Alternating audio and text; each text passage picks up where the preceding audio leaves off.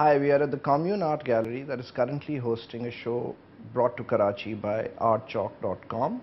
The show is titled Three Untold Stories and showcases the work of three relatively unknown artists who have been under the veil, so to say, in the Karachi market, but thanks to the efforts of artchalk.com are showing abroad and have been gleaning increasing interest through this online gallery in Dubai and outside of Dubai.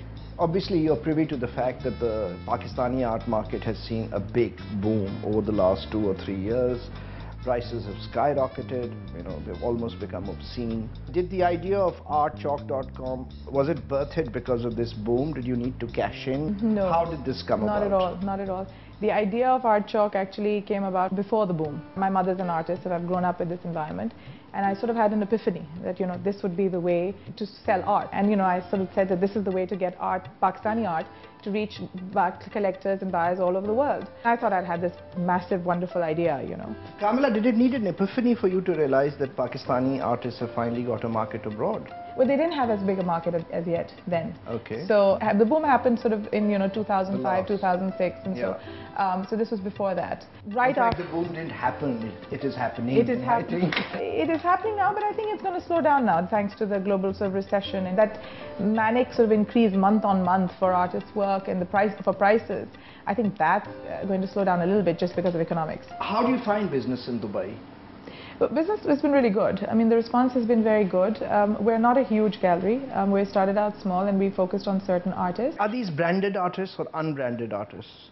If one can indeed call them as such, or divide them likewise. I'm not sure if I understand what you mean by branded artists, but certainly there's people who say, oh, well, I have a so-and-so, and I've just bought a so-and-so. No. Our criteria is art that excites me, or excites us rather. And you feel that sort of your input could also burnish, sort of that reputation? Absolutely, absolutely. So they are startups, most of them? Some are startups, some are not. They're just basically people whose work I respect, whose viewpoint I respect. What is that viewpoint that you expect? Or you respect, sorry? It's, it can be any viewpoint, but as long as there's sincerity and there's a thought, or there's some thought put into that individual work. It can be anything. It could even be, it can be a miniature, it can be a landscape, it can be a surrealist, it can be expressionist, it can be a sculpture. But how do you assess potential? I mean, just because it excites you? Is that the only barometer you have? Or are you hoping to be sort of carried on the crest of the wave as well? Not quite as callously as you put it like that, but okay. No. I like the way that you're sidestepping the commercial aspect of this enterprise. No. We are not a non-for-profit, unfortunately, because we can't afford to be. But at the same time, we want to do it with a sincere effort at showcasing work that really needs to be showcased. Okay. Whether that's a successful artist or very well known, whether it's an up-and-coming artist, whether it is somebody who has been sidelined due to lack of marketing or due to lack of somebody understanding their work. What do you mean by understanding their work? The skill, obviously, and talent, and then with that comes the thought that is behind it. There are a lot of artists who are brilliantly skillful at doing what they're doing, but there's not a lot of thought in their work, so it's just a picture. I can think of 1 or 2 artists in particular that we have on our roster who are coming into their own. We think that they have the potential to see, they just have to let themselves go free. So these are the cash cows you're going to take out of the barn and then milk for all their worth? Again, I will not put it in those words. Yes, we need to make our ends meet, but at the same time we want to do it while doing something that is credible. Exactly, that's the best way of putting it, yeah. Okay, tell me the percentage of investor versus collector.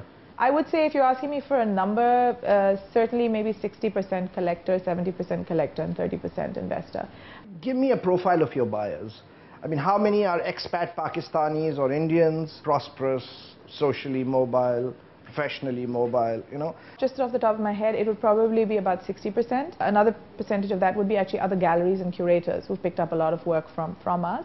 Do you get somebody who sort of sends you an email, says, Kamala, please put your finger on somebody who's going to do good for me and my portfolio? I get that all the time. You get that all the time? I get that a lot. I try and tell them within that parameter, an artist who has the good fortune of being good. In towing this line, one doesn't need to indicate that commerce and art don't go together, because art's always been a commodity. Absolutely. It's just that when the commodification sort of subsumes any creativity, exactly. That's where the problem occurs. That's where the big problem happens. Until we develop a more vibrant collector community, which understands and appreciates art not just because there's an investment or not just because their friends have the same painting or they have a certain name that they want to put on their wall.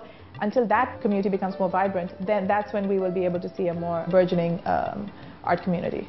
Okay, suppose you pick up this person who has the potential to go forward. They do indeed go forward, and then they suddenly sort of change tack and become formulaic. Would you abandon them? I would strongly advise them to continue pushing, to continue exploring and trying to do No, but as long as their market remains vibrant, then what happens? I hope to not have to ever do that. Again, the personality comes into it. But people change with success. People do change, yeah, it could happen. And then would you give them the boot? I mean, show them the door? Look, your integrity doesn't match with mine. I'm going to plead the fifth on that. Sayonara on that. No, I mean, certainly I think that I would look for their older work.